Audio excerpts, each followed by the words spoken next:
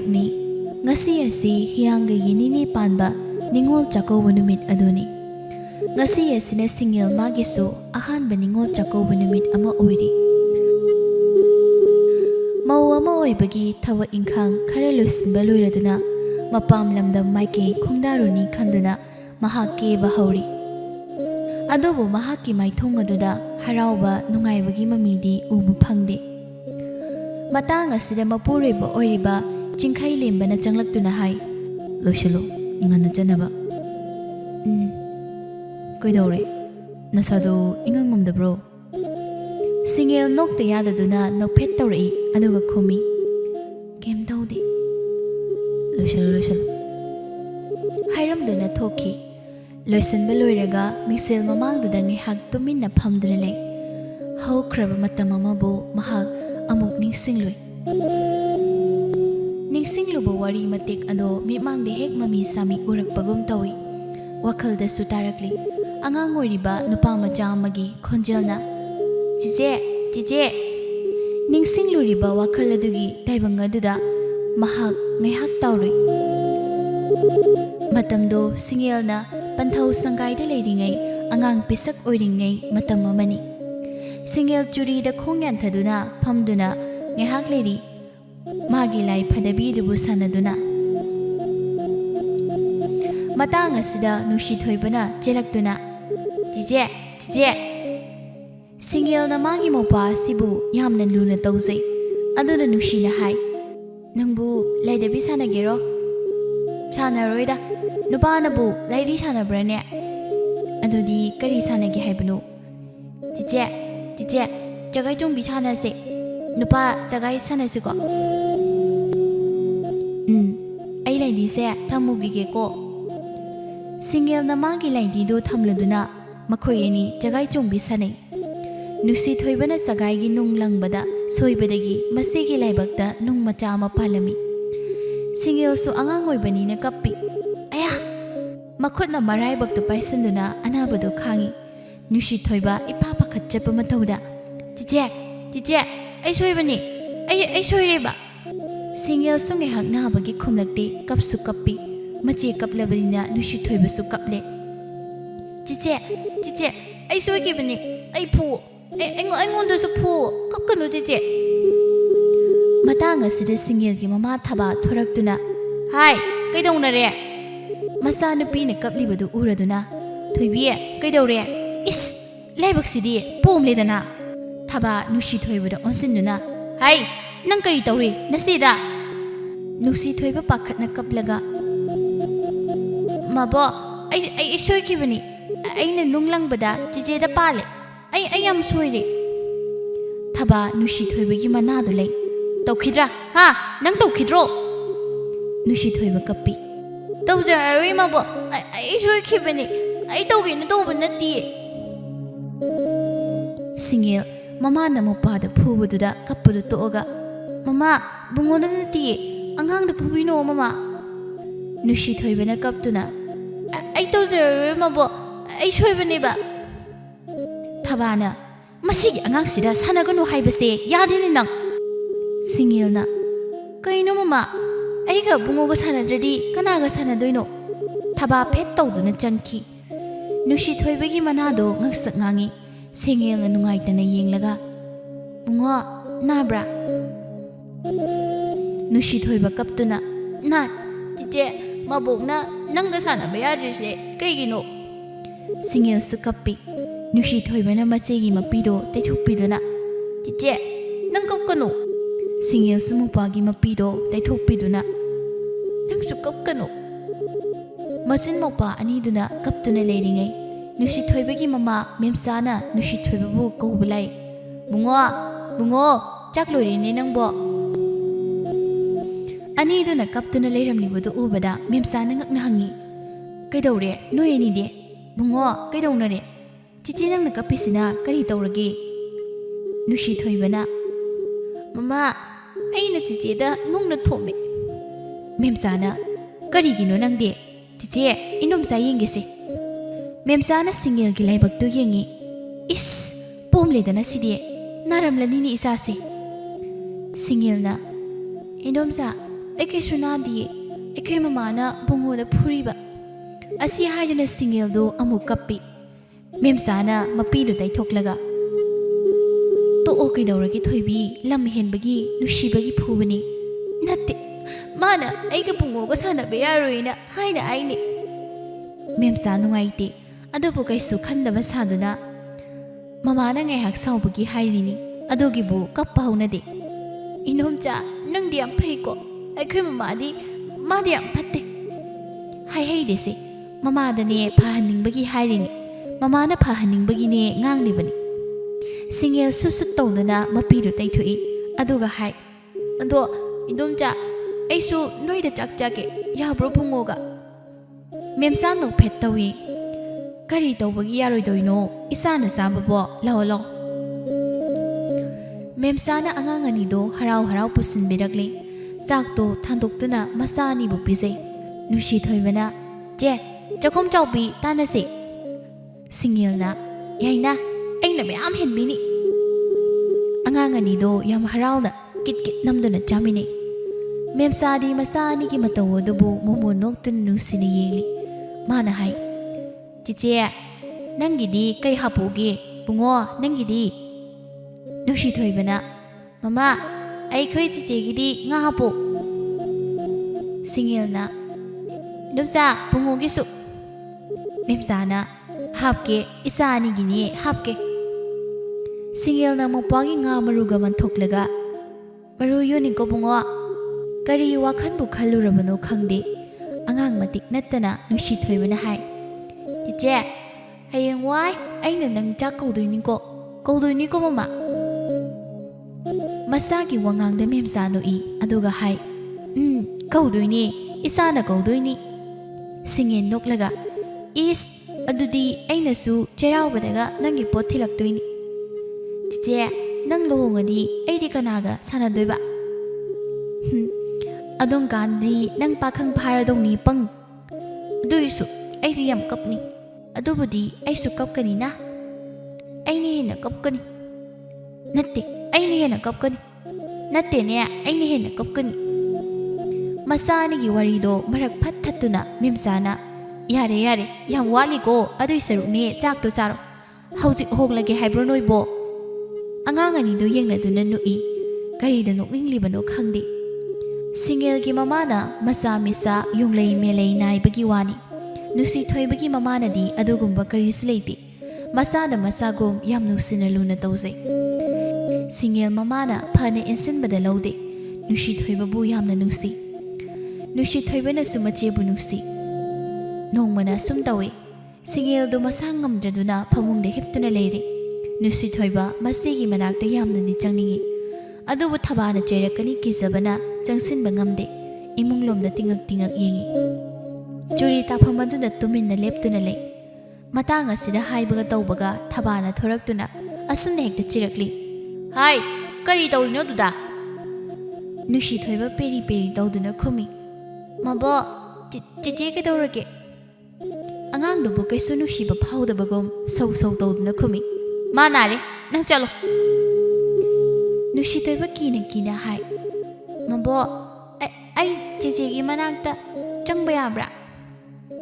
ꯊꯕꯥ ꯅꯨꯡꯁꯤ ꯊꯣꯏꯕꯗ ꯃꯃꯤꯠꯇꯨꯅ ꯐꯩꯅ ꯌꯦꯡꯗꯨꯅ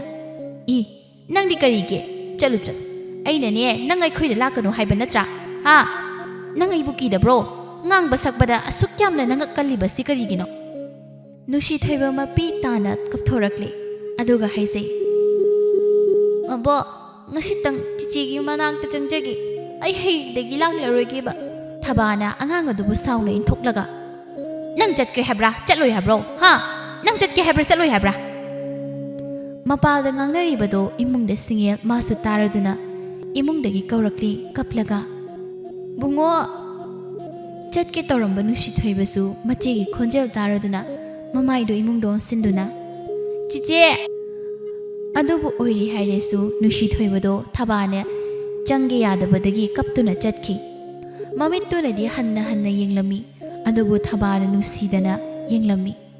ꯊꯕꯥꯅ ꯀꯥꯗ ꯆꯪꯂꯛꯄꯗ ꯁꯤꯡꯒꯦꯜꯗꯨ ꯀꯞꯇꯨꯅ ꯂꯩꯔꯝꯃꯤ ꯃꯆꯥꯗ ꯇꯞꯅ ꯍꯪꯉꯤ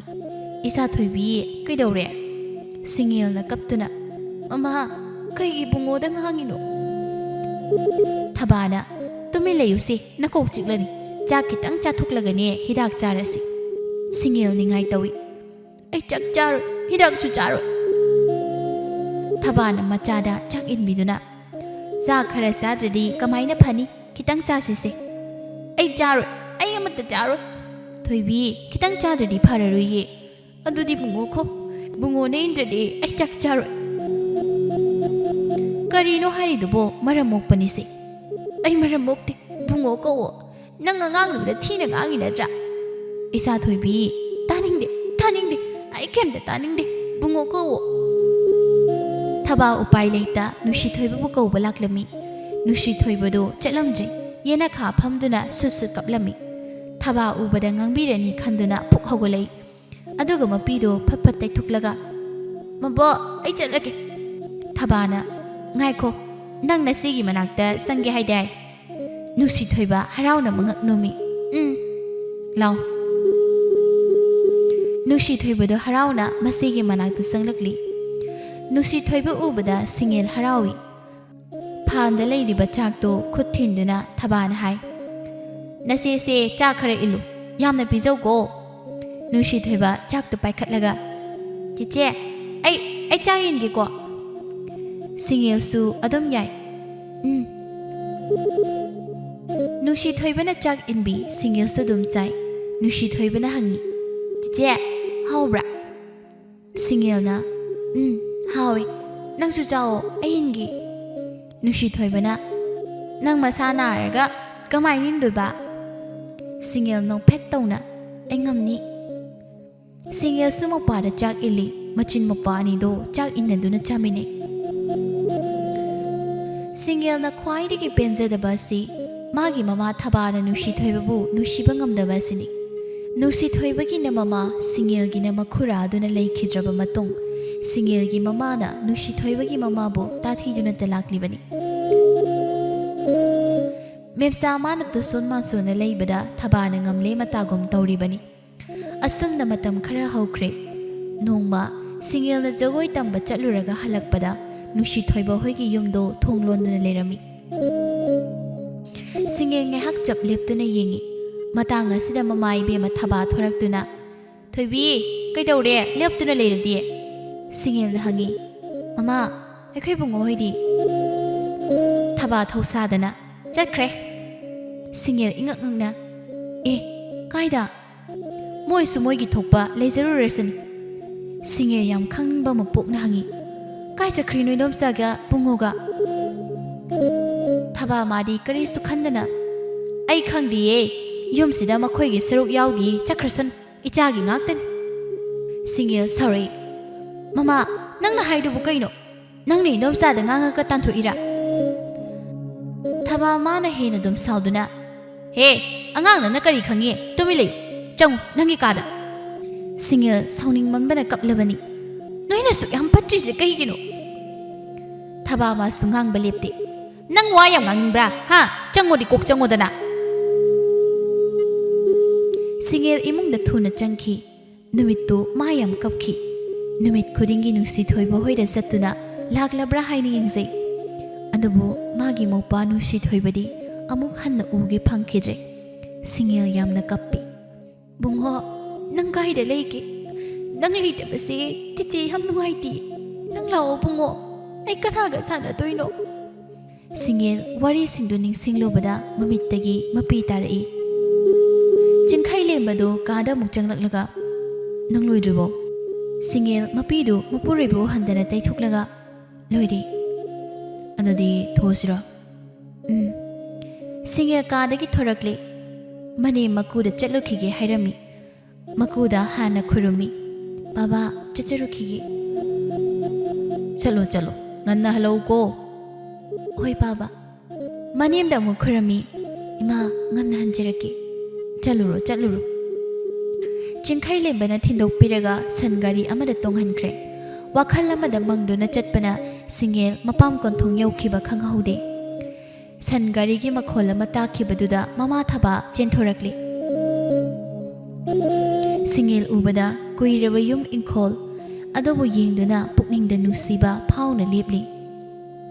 Thabana इसा थोइबी लाकलेदना सिंगेल ममादा येंगलदुना होइमा सिंगेल सु ममागा पुन्ना चंगमिनरक्ली नुसी थोइबा होइना लेरंबा युमदुना इमन मनना लेरिबदु उबदा मबुकनिंग नुसीने येंगजै हराव हराव चेन थोरक्तुना इचे नंग लाकलेब्रा हाइना कौरकदबोय निंगी अदुबु ओइदे निंगोल माना पुरकलिबा पोतसिंगदु युमगी लाइनिंग थौदा कटली मफी होंगदुना चाक लोइबा ngairi matang asida singel ado nusi thoibo hogi yumlomda lagtuna hek akoibadu yengzai mopa nupa nusi thoibana cheche haina korakpada boide hekta ningi mangolda kakhattuna tumen nge hak leptuna lai mahak mapi tana kablakli isigi nusi thoiba isigi ibungo nang isi bu nusi drabro isidi nang bu uda bakoireda nang bu kaida leibake ipadi choram lani dako nangbu nahawai nangne ichibu chako bigani hai ki badai ne ichik chako bulakle pungo ichi lakle singel pen na kap thoi inomsa nanga pungo ga khai de leike na chai chako bulai ai bo mangol pire roidro apo pi mana kisu na ne na nusiba na chai bu idom sa nang nusiba phauda bro bungo mo pu da na kai da le nei nei pese karai da no noi na lo le basibo asi haiduna hi hi kappi mahangna suna leiringai matang asida maningdagi khonjel amana sonthangna na kaurai sese singel mamaido khangonon thorakli ngakpa phawi aduk chawba nupa pakhang ama leplambaduda mahak asibu oiridra magi mopa nusi thoiba angang pisak oina lapna khrabado singel nupa da munna yingi nupa do mapi tup tup tai anugo singel da yenglaga jese nang ai bu masak khangdrabo singel su mapi do lepa leita sinthajaduna phajan bangam da kaptuna machindu da ki khangko kok thoi nusi thoiba mamitu che no isili nupa oirasu ma kappe mane ai nangi nupa nusi thoibani che ai nusi thoibani singel nge haktu da magi thamoi da phawri bado karino haiba khangdi sensin du no mopa bu khangin illi nusi thoibasu khongthang khara tung halli singel na kaptu na hai nang na hangi kai da chatke ayo nang kai da chaluge ichebu nusi hairaga nangni ichebu halibasi kaigino pungo noina yum thadoklaga chatkibado ai kyam kapi nang khambra nang yam pattaba angangni nang yam pattaba angangni nusi thoibasu kapi singel na makha tai nangni ichebu nusi aibado tosinabani asukoina lolise karigino ha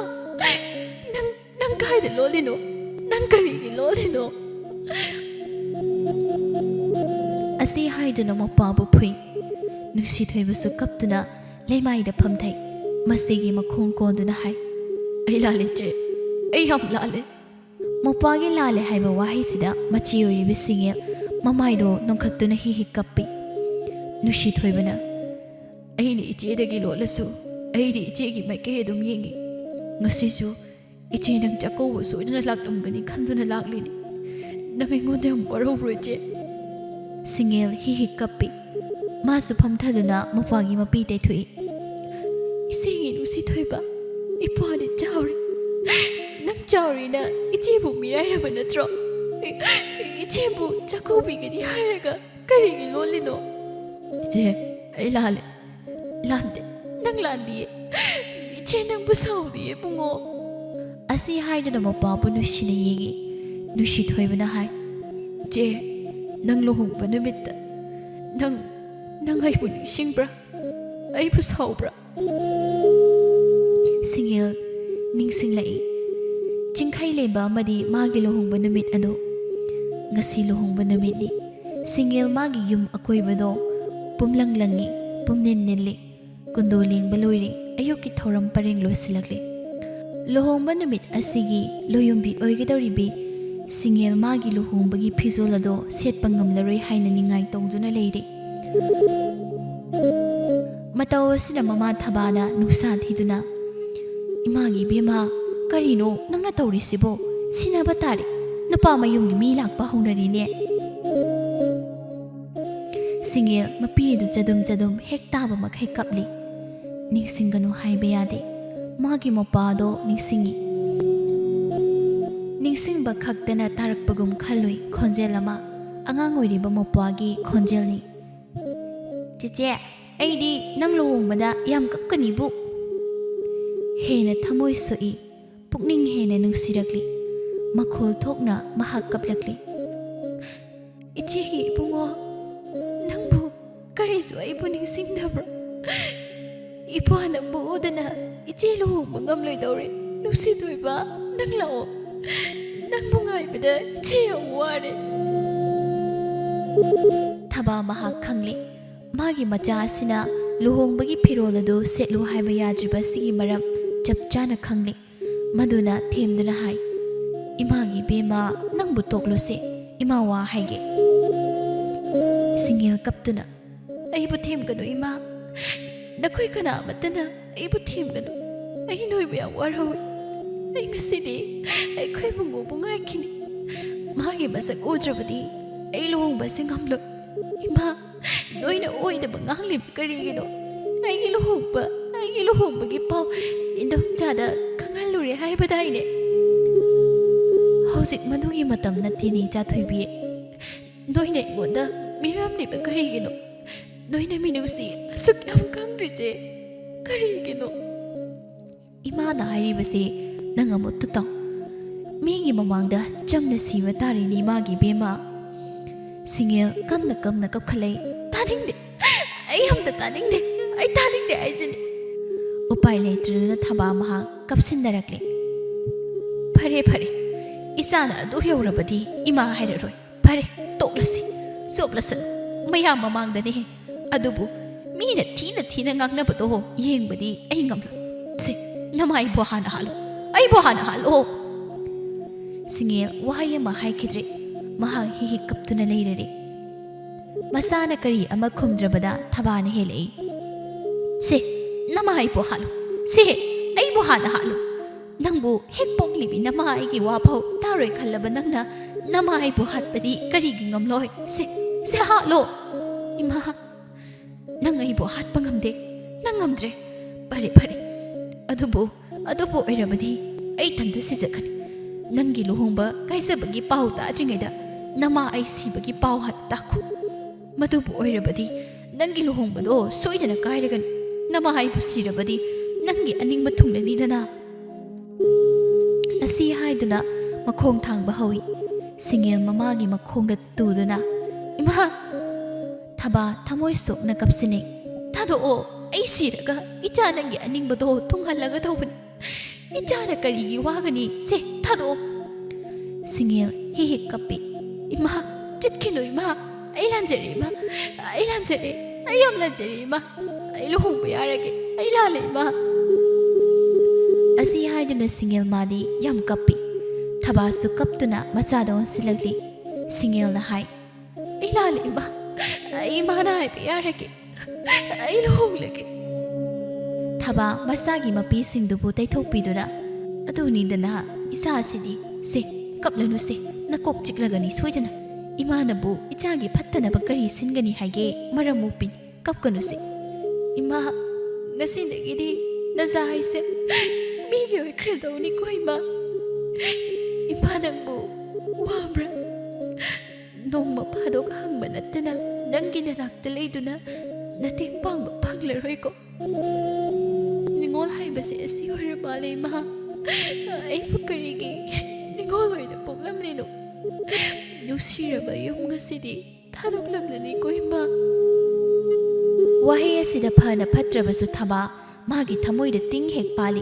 migi dama khandrabasu mahagna magi masa sibudi yamna nusibani aduna mahak khangba ngamde masabu chetna konsinduna mahak kappatai imagi thoibi ngarang tani do nangna igi tapakta ima aiduna ningai tawkhibado ngarang ta oira waining imagi wakansina haususu atubu isadi ꯃꯄꯨꯡ ꯃꯔꯩ ꯐꯥꯔꯝꯂꯦ ꯏꯃꯥ ꯑꯩꯅ ꯅꯤꯡꯉꯥꯏ ꯇꯧꯔꯛꯄ ꯈꯨꯗꯤꯡ ꯏꯃꯥꯅ ꯊꯦꯝꯕꯤꯕꯗꯣ ꯁꯤꯗꯒꯤꯗꯤ ꯐꯪꯂꯔꯣꯏꯀꯣ 이마기 토이비 늑세 이마는 삑득 삑리보이 ꯍꯧꯖꯤꯛꯁꯨ ꯅꯤꯡꯂꯤꯕꯅꯤ ꯑꯗꯨꯕꯨ ꯃꯇꯥꯡ ꯃꯇꯝꯅ ꯌꯥꯗ꯭ꯔꯕꯗ ꯀꯔꯤꯗꯤ ꯍꯥꯏꯔꯨꯒꯅꯤ 이마 ꯉꯁꯤꯁꯦ ꯑꯩꯅ ꯑꯉꯥꯡ ꯑꯣꯏꯔꯤꯉꯩꯗ ꯁꯥꯟꯅꯈꯤꯕ ꯂꯨꯍꯣꯡꯕꯤ ꯁꯥꯟꯅꯈꯤꯕ ꯃꯌꯥꯝꯗꯣ ꯑꯗꯨꯒꯨꯝꯕ ꯅꯨꯃꯤꯠ ꯑꯃ ꯑꯣꯏꯔꯝꯂꯗꯤ ꯑꯩ ꯑꯁꯦ ꯌꯨꯝꯁꯤ ꯊꯥꯗꯣꯛꯇꯨꯅ ꯆꯠꯂꯝꯃꯣꯏꯀꯣ 이마 ꯃꯃꯥ ꯃꯆꯥꯅ ꯀꯞꯂꯤꯉꯩ ꯃꯄꯥꯜꯗꯒꯤ ꯅꯨꯄꯤ ꯑꯍꯜ ꯑꯃꯅ ꯆꯪꯂꯛꯂꯒ ꯏꯕꯦꯝꯃ ꯅꯈꯣꯏꯗꯤ ꯂꯣꯏꯔꯣꯅꯦ ꯊꯕꯥꯅ ꯈꯨꯃꯤ ꯍꯣ ꯏꯅꯝꯃ ꯁꯤꯡꯒꯦꯜ ꯃꯐꯤ ꯁꯦꯠꯈ꯭ꯔꯦ ꯏꯂꯣꯌꯨꯝꯕ ꯃꯥꯅ ꯁꯅꯥꯄꯨꯡ ꯃꯌꯥꯏꯗ ꯉꯥꯟꯊꯣꯏꯔꯔꯤ ꯉꯥꯏꯍꯥꯛꯀꯤ ꯃꯇꯨꯡ ꯁꯤꯡꯒꯦꯜꯁꯨ ꯄꯨꯊꯣꯛꯄꯤꯔꯛꯂꯤ ꯑꯗꯨꯝꯅ ꯂꯨꯍꯣꯡꯕꯗꯣ ꯂꯣꯏꯁꯤꯟꯈ꯭ꯔꯦ ꯋꯥꯔꯤꯗꯨ ꯂꯤꯗꯨꯅ ꯁꯤꯡꯒꯦꯜ ꯀꯞꯄꯤ ꯅꯨꯡꯁꯤꯊꯣꯏꯕꯅ ꯃꯈꯥ ꯇꯥꯏ ꯑꯗꯨꯒꯤ ꯃꯈꯥ ꯏꯆꯦꯕꯨ ꯗꯣꯂꯥꯏ ꯄꯨꯅꯕ ꯃꯈꯣꯏꯁꯤꯡ ꯑꯗꯨꯒꯤ ꯃꯔꯛꯇ ꯑꯃꯅ ꯃꯁꯥ ꯉꯝꯂꯛꯇꯕꯗꯒꯤ ꯃꯁꯛ ꯈꯪꯗꯕ ꯅꯨꯄꯥ ꯑꯃꯅ ꯄꯨꯈꯤꯕꯗꯣ ꯏꯆꯦ ꯈꯪꯕ꯭ꯔꯥ ꯁꯤꯡꯒꯦꯜ ꯃꯄꯥꯗ ꯃꯨꯟꯅ ꯌꯦꯡꯂꯒ ꯅꯪ ꯃꯗꯨ ꯈꯪꯕ꯭ꯔꯥ ꯃꯗꯨꯗ ꯗꯣꯂꯥꯏ ꯄꯨꯈꯤꯕ ꯁꯛꯈꯪꯗꯕ ꯁꯛꯂꯣꯠꯄ ꯅꯨꯄꯥꯗꯣ ꯑꯩꯅꯦ ꯅꯨꯡꯁꯤꯊꯣꯏꯕ ꯋꯥꯔꯤ ꯂꯤꯔꯛꯂꯤ ꯂꯨꯍꯣꯡꯕ ꯅꯨꯃꯤꯠꯇꯣ ꯃꯍꯥꯛ ꯌꯥꯎꯗꯤ ꯌꯥꯝꯅ ꯌꯥꯎꯅꯤꯡꯉꯤ ꯑꯗꯨꯕꯨ ꯎꯄꯥꯏ ꯂꯩꯇꯦ ꯃꯍꯥꯛ ꯏꯐꯣꯡ ꯐꯣꯡꯅ ꯆꯪꯁꯤꯟꯕ ꯉꯝꯗꯕꯅ ꯂꯣꯟꯅ ꯇꯨꯃꯤꯟ ꯌꯦꯡꯖꯩ ꯃꯆꯦꯅ ꯌꯨꯝ ꯊꯥꯗꯣꯛꯂꯝꯗꯥꯏꯗ ꯅꯤꯡꯉꯝꯗꯅ ꯀꯞꯄꯗꯨꯁꯨ ꯂꯣꯟꯅ ꯌꯦꯡꯉꯤ ꯃꯇꯥꯡ ꯑꯁꯤꯗ ꯗꯣꯂꯥꯏ ꯄꯨꯒꯗꯕ ꯅꯨꯄꯥ ꯑꯃ ꯃꯁꯥ ꯉꯝꯗ꯭ꯔꯦ ꯉꯝꯂꯔꯣꯏ ꯍꯥꯏꯔꯦ ꯃꯌꯥꯝ ꯀꯣꯏꯆꯦꯟ ꯆꯦꯟꯅꯕꯗꯨꯗ ꯅꯨꯡꯁꯤꯊꯣꯏꯕꯅ ꯃꯥꯅ ꯄꯨꯒꯦ ꯍꯥꯏꯔꯦ ꯃꯌꯥꯝꯅꯁꯨ ꯌꯥꯗꯨꯅ ꯄꯨꯍꯜꯂꯤ ꯑꯁꯦꯡꯕꯗꯤ ꯅꯨꯡꯁꯤꯊꯣꯏꯕ ꯃꯥꯅ ꯗꯣꯂꯥꯏꯗꯣ ꯄꯨꯖꯒꯦ ꯍꯥꯏꯗꯨꯅ ꯅꯨꯄꯥ ꯑꯗꯨꯗ ꯍꯥꯏꯖꯔꯨꯕꯗꯒꯤ ꯌꯥꯔꯛꯄꯅꯤ ꯃꯁꯤ ꯃꯥꯅ ꯈꯪꯈ꯭ꯔꯗ꯭ꯔꯕꯁꯨ ꯃꯁꯤꯒꯤ ꯗꯣꯂꯥꯏ ꯑꯗꯨ ꯅꯨꯡꯁꯤꯊꯣꯏꯕꯅ ꯄꯨꯈꯤ ꯃꯄꯥꯒꯤ ꯋꯥꯗꯨꯗ ꯁꯤꯡꯒꯦꯜ ꯀꯞꯄꯤ ꯃꯍꯥꯛꯇꯣ ꯅꯪ ꯑꯣꯏꯔꯦꯀꯣ ꯅꯪ ꯀꯔꯤꯒꯤ ꯏꯆꯦꯗ ꯍꯥꯏꯗ꯭ꯔꯤꯅꯣ ꯅꯪꯅ ꯃꯗꯨ ꯍꯥꯏꯔꯝꯂꯕ ꯏꯆꯦꯅ ꯀꯔꯤꯒꯤ ꯋꯥꯔꯝꯒꯅꯤ ꯍꯧꯖꯤꯛꯇꯤ ꯃꯗꯨ ꯍꯧꯈ꯭ꯔꯦ ꯏꯆꯦ ꯅꯪꯕꯨ ꯁꯥꯎꯗꯦ ꯋꯥꯔꯧꯕꯁꯨ ꯂꯩꯇꯦ ꯅꯨꯡꯁꯤꯊꯣꯏꯕ ꯃꯄꯤ ꯇꯩꯊꯣꯛꯂꯒ ꯆꯦꯆꯦ ꯅꯪ ꯀꯩꯅꯣꯝ ꯌꯦꯡꯒꯦꯔꯥ ꯁꯤꯡꯒꯦꯜꯁꯨ ꯈꯨꯝꯃꯤ ꯌꯦꯡꯒꯦ ꯅꯨꯡꯁꯤꯊꯣꯏꯕ ꯐꯨꯔꯤꯠ ꯈꯥꯎꯗꯒꯤ ꯆꯦꯅ ꯌꯣꯝꯁꯤꯟꯕ ꯈꯨꯗꯣꯞ ꯑꯃ ꯄꯨꯊꯣꯔꯛꯇꯨꯅ ꯎꯠꯂꯛꯏ ꯇꯣ ꯏꯆꯦꯒꯤ ꯅꯤꯡꯉꯣꯜ ꯆꯥꯛꯀꯧꯕꯗ ꯄꯤꯒꯦ ꯈꯟꯗꯨꯅ ꯑꯩꯅ ꯁꯥꯕꯅꯤ ꯁꯤꯡꯒꯦꯜ ꯃꯄꯥꯗ ꯃꯨꯟꯅ ꯌꯦꯡꯉꯤ ꯀꯥꯏꯗꯒꯤ ꯁꯤꯜꯅ ꯁꯥꯔꯨꯔꯤꯕ ꯅꯨꯡꯁꯤꯊꯣꯏꯕꯅ ꯑꯩ ꯄꯥꯈꯪ ꯐꯥꯔꯁꯤꯗꯤ ꯊꯕꯛ ꯁꯨꯕꯁꯨ ꯆꯠꯂꯤ ꯑꯩ ꯁꯦꯜꯁꯨ ꯇꯥꯜꯂꯤ ꯏꯆꯦ ꯁꯤꯡꯒꯦꯜꯅ ꯏꯅꯣꯝꯆꯥꯕꯨ ꯀꯥꯏꯗ ꯂꯩꯍꯧꯕꯒꯦ ꯑꯅꯥ ꯑꯌꯦꯛ ꯌꯥꯎꯗꯕ꯭ꯔꯥ ꯅꯨꯡꯁꯤꯊꯣꯏꯕꯅ ꯏꯃꯥꯁꯨ ꯑꯗꯨꯝ ꯂꯩ ꯃꯥꯁꯨ ꯏꯆꯦꯒ ꯎꯅꯅꯤꯡꯕꯅꯤ ꯑꯗꯨꯕꯨ ꯀꯗꯥꯏꯗ ꯅꯪ ꯏꯆꯦꯒ ꯆꯠꯁꯤꯔꯥ ꯑꯩ ꯏꯗꯣꯝꯆꯥ ꯎꯅꯤꯡꯉꯤ ꯀꯣꯟꯅ ꯌꯦꯡꯅ ꯆꯠꯂꯁꯤ ꯃꯇꯥꯡ ꯑꯁꯤꯗ ꯊꯕꯥ ꯂꯥꯛꯏ ꯁꯤꯡꯒꯦꯜ ꯌꯥꯝ ꯍꯔꯥꯎꯅ ꯃꯃꯥꯗ ꯍꯥꯏ ꯁꯤꯡꯒꯦꯜꯅ ꯃꯥ ꯑꯩꯈꯣꯏ ꯏꯕꯨꯡꯉꯣꯅꯦ ꯅꯨꯡꯁꯤꯊꯣꯏꯕ ꯃꯃꯥꯕꯣꯛꯇ ꯀꯧꯕ ꯉꯝꯖꯗꯦ ꯃꯃꯥꯏꯗꯨ ꯂꯨꯛꯊꯗꯨꯅ ꯇꯨꯃꯤꯟ ꯂꯩꯈꯤ ꯊꯕꯥꯅ ꯑꯣꯏꯅ ꯏꯐ ꯐꯗꯛꯅ ꯀꯧꯏ ꯊꯕꯥꯅ ꯕꯨꯡꯉꯣ ꯅꯨꯡꯁꯤꯊꯣꯏꯕ ꯃꯄꯤ ꯏꯔꯥ ꯆꯦꯜꯂꯤ ꯃꯕꯣꯛ ꯊꯕꯥ ꯍꯧꯖꯤꯛꯇꯗ ꯃꯥꯁꯨ ꯍꯥꯏꯖꯔꯛꯂꯤ ꯏꯁꯥꯗ ꯏꯃꯥꯕꯣꯛ ꯂꯥꯜꯂꯦꯅꯦꯍꯦ ꯏꯃꯥꯕꯣꯛꯅ ꯉꯥꯡꯈꯤ ꯆꯩꯈꯤꯕꯁꯤꯡꯗꯣ ꯅꯪ ꯏꯃꯥꯕꯣꯛꯄꯨ ꯋꯥꯔꯧꯒꯅꯨꯀꯣ ꯅꯨꯡꯁꯤꯊꯣꯏꯕꯅ ꯍꯥꯏꯖꯩ ꯋꯥꯔꯧꯗꯤꯌꯦ ꯃꯕꯣꯛ ꯃꯃꯥꯅ ꯃꯆꯥꯗ ꯉꯥꯡꯕꯕꯨ ꯋꯥꯔꯧꯐꯝ ꯊꯣꯛꯄ꯭ꯔꯅꯦ ꯊꯕꯥꯅꯤ ꯉꯝꯗꯅ ꯀꯌꯥꯗ ꯅꯨꯡꯁꯤꯕ ꯋꯥꯍꯩꯅꯣ ꯏꯃꯥꯕꯨ ꯄꯦꯜꯂꯦ ꯏꯕꯨꯡꯉꯣ